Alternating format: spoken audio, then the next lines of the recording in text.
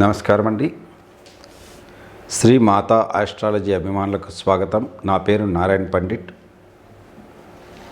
ఈ వీడియోలో మనం ధనుస్సు లగ్నం ఎలా విశ్లేషించాలి అనే విషయాన్ని తెలుసుకుందాం. ఈ ధనుస్సు లగ్నాన్ని విశ్లేషించడానికి మొట్టమొదట 1, 5, 9 స్థానాధిపతులను తీసుకోవాలి. లగ్నాధిపతి అయిన గురువు, పంచమాధిపతి అయిన కుజుడు, భాగ్యాధిపతి అయిన రవి.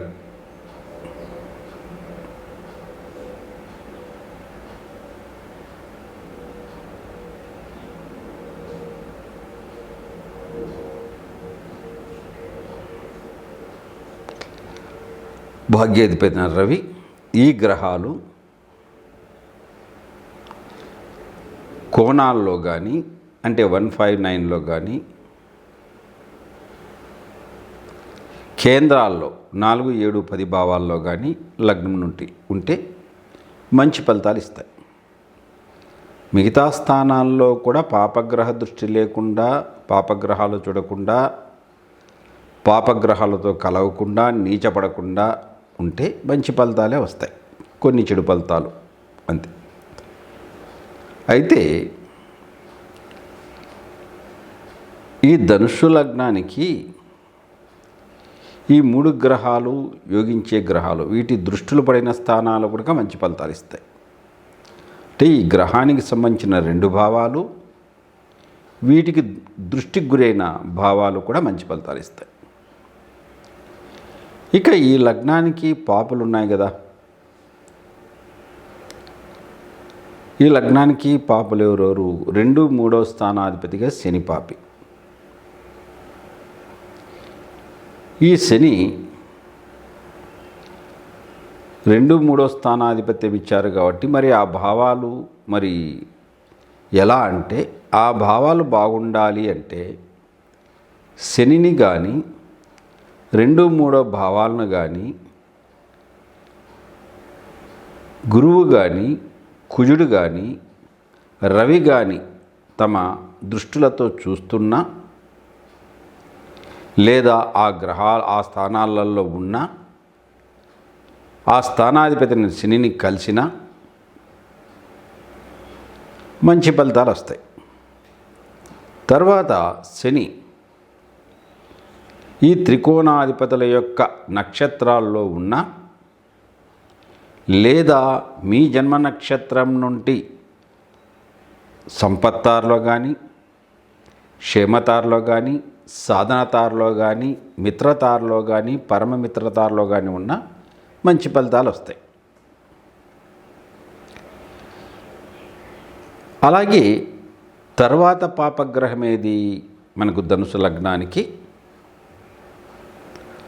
6, 11 స్థానాధిపత్యం వచ్చిన శుక్రుడు కదా. ఈ శుక్రుడు ఆ లగ్నానికి పాప అవుతాడు. శుక్రుడు బలంగా ఉంటే పాప ఫలితాలు కూడా బలంగానే ఇస్తాడు. మరి 6, 11 స్థానాది ఫలితాలు మంచిగా రావాలంటే ఆ స్థానాలు కానీ, స్థానాధిపతి అయిన శుక్రుని కానీ, 1, 5, 9 స్థానాధిపతులైనటువంటి గురువు కానీ, కుజుడు కానీ, రవి కానీ కలయిక కానీ, దృష్టి కానీ ఉన్న, లేదా శుక్రుడు వీరి నక్షత్రాల్లో ఉన్న, లేదా శుక్రుడు మీ జన్మ నక్షత్రం నుండి సంపత్తారులో కానీ, క్షేమతారులో కానీ, సాధనతారులో కానీ, మిత్రతారులో కానీ, పరమమిత్రతారులో కానీ ఉన్న మంచి ఫలితాలు వస్తాయి. ఆ స్థానం ఫలితాలు మంచిగా వస్తాయి, ఆ గ్రహం ఫలితాలు మంచిగా వస్తాయి. తర్వాత ధనుస్సు లగ్నానికి 7, 10 స్థానాధిపతిగా బుధుడు బాధకుడవుతాడు, పాపి. మరి 7, 10 స్థానం ఫలితాలు మంచిగా రావాలంటే ఆ భావాలను కానీ, భావాధిపతి బుధుడిని కానీ 1, 5, 9 స్థానాధిపతులు ఎవరో ఒకరు చూడడం కానీ, కలయిక కానీ, లేదా 1, 5, 9 స్థానాధిపతి నక్షత్రాల్లో బుధుడు ఉండడం కానీ లేదా ఈ బుధుడు సంపత్తారులో కానీ, క్షేమతారులో కానీ, సాధనతారులో కానీ, మిత్రతారులో కానీ, పరమమిత్రతారులో ఉన్న మంచి ఫలితాలు వస్తాయి. ధనుస్సు లగ్నానికి మరొక పాపి చంద్రుడు అష్టమాధిపతిగా. ఈ చంద్రుడు కూడా ఇబ్బందులు పెడతాడు. మరి అష్టమ స్థానం ఫలితాలు ఎలా అంటే అక్కడ కూడా అంతే.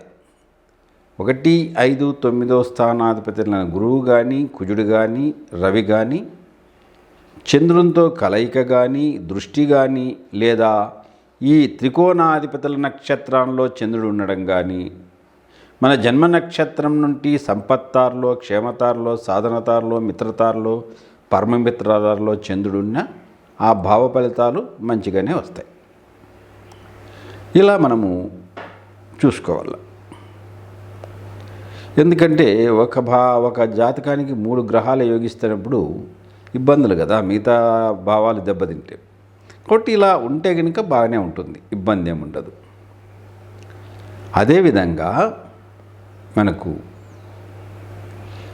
మన జాతకంలో ఈ ధనుసు లగ్నానికి ఈ కోణాధిపతులు ఎవరైతే ఉన్నారో, అంటే గురువు కానీ, కుజుడు కానీ, రవి కానీ, వీరు నీచపడకూడదు. రవి తప్ప కుజుడు కానీ వీళ్ళు కొంత బలంగా ఉంటే మంచి ఫలితాలు వస్తాయి. నీచపడితే మంచి ఫలితాలు రావు. దానివలన చాలా భావాలు దెబ్బతింటాయి.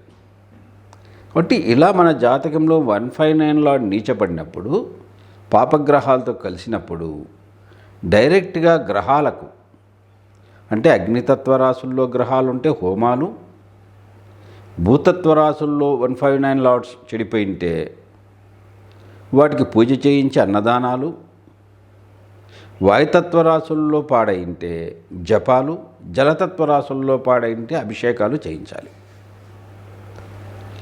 అవే పాపగ్రహాలు ఉంటాయి కదా, శని దశ వచ్చిందనుకోండి ధనుసు లగ్నానికి, అది ఇబ్బంది పెడుతుంది. కాబట్టి శని దశ ఆరంభంలోనే గ్రహానికి డైరెక్ట్ చేయించకూడదు. దాని ప్రత్యంతర దేవత ఎవరుంటారో శివుడికి ఒకవేళ అగ్నితత్వ రాశుల్లో అది ఉంటే గ్రహము, హోమాలు, భూతత్వ రాశులు ఉంటే పూజలు చేసి అన్నదానాలు గుళ్ళో, వాయుతత్వ రాశుల్లో ఉంటే ఆ గ్రహానికి సంబంధించిన అష్టోత్తరాలు, శతనామావాలు చదివించవచ్చు. జలతత్వ రాశులు ఉంటే అభిషేకాలు చేయించవచ్చు శివునికి. ఇలా చేసుకొని పరిహారం చేసుకుంటే మంచిది. ఆ దశలో ఎప్పుడు ఏం జరుగుతుందో చెప్పలేం కదా. ఫస్ట్ స్టార్టింగ్లో అవుతురి, మధ్యలో అవుతురి, తర్వాత అవుతురి, ఇలా పూజలు చేసుకుంటే మంచిది. అలాగే ఆ లగ్నానికి ఇంకొక పైన శుక్రుని దశ వచ్చినప్పుడు అమ్మవారికి, ఎవరైనా పర్వాలేదు, అమ్మవారికి కుంకుమార్చన చేయించుకోవడం చేయాలి. ఇది కూడా అంటే అగ్నితత్వ రాశులు ఉంటే హోమాలు, భూతత్వ రాశులు ఉంటే పూజలు, అన్నదానాలు, వాయుతత్వ రాశుల్లో ఉంటే మంత్రోచ్చారణ, జలతత్వ రాశుల్లో ఉంటే అభిషేకాలు చేయించుకోవాలి. తర్వాత పాపగ్రహము బుధునికి ప్రత్యంతర దేవత విష్ణువుకు సంబంధించిన అగ్నితత్వ రాశులు ఉంటే హోమము, భూతత్వ రాశుల్లో ఉంటే అన్నదానాలు, వాయుతత్వ రాశుల్లో ఉంటే మంత్రోచ్చారణ, జలతత్వ రాశుల్లో ఉంటే అభిషేకాలు చేయించుకోవాలి. తర్వాత గ్రహం చంద్రునికి గుడిక ప్రత్యంతర దేవత అంటే శివునికే చేస్తాం కాబట్టి శివునికి ఆ విధంగా చేసుకోవాలి. ఇలా చేసుకుంటే ఆ దశలప్పుడు కొంత ఇబ్బంది పడకుండా తప్పించుకుంటాం. ఈ జాగ్రత్తలు అయితే పాటించాలి. అయితే ఇక్కడ ఒకటి, పాపగ్రహాలు నీచపడ్డం కానీ కంబస్ట్ కావడం జరిగితే అది మంచిదే, దాని ప్రభావం ఎక్కువ చూపించలేవు. శుభగ్రహాలు అలా అయితేనే ఇబ్బంది మనకు. ఇలా మనము జాతకాన్ని క్షుణ్ణంగా పరిశీలించవచ్చు. అంతేగాని అయ్యో పాపగ్రహాలు ఉన్నాయి, ఆ భావం ఫలితాలు ఎట్లని బెంబేలు పడక్కర్లేదు. వాటిని ఆ గ్రహాలు ఏవో ఒకటి చూస్తూ ఉంటాయి చూడండి. పైగా మన జన్మ నక్షత్రం నుండి మంచి నక్షత్రాల్లో కూడా ఉంటే మంచిదే కదా. అంటే ఆ దశల్లో అయితే కొన్ని పూజలు చేయిస్తేనే మంచిది, చేయించుకోండి. అలా చేయించుకుంటే ఇబ్బందులు పడరు. ఇబ్బందులు వచ్చిన తర్వాత పూజలు చేయడం కన్నా దశ ఆరంభంలోనే చేయిస్తే చాలా బెటర్ మీకు. ఈ వీడియో మీకు నచ్చినట్లయితే షేర్ చేయండి, లైక్ పెట్టండి, సబ్స్క్రైబ్ చేసుకోండి. తరువాతి వీడియోలో మీకు మకర లగ్న విశ్లేషణ గురించి చెప్తాను. నమస్తే.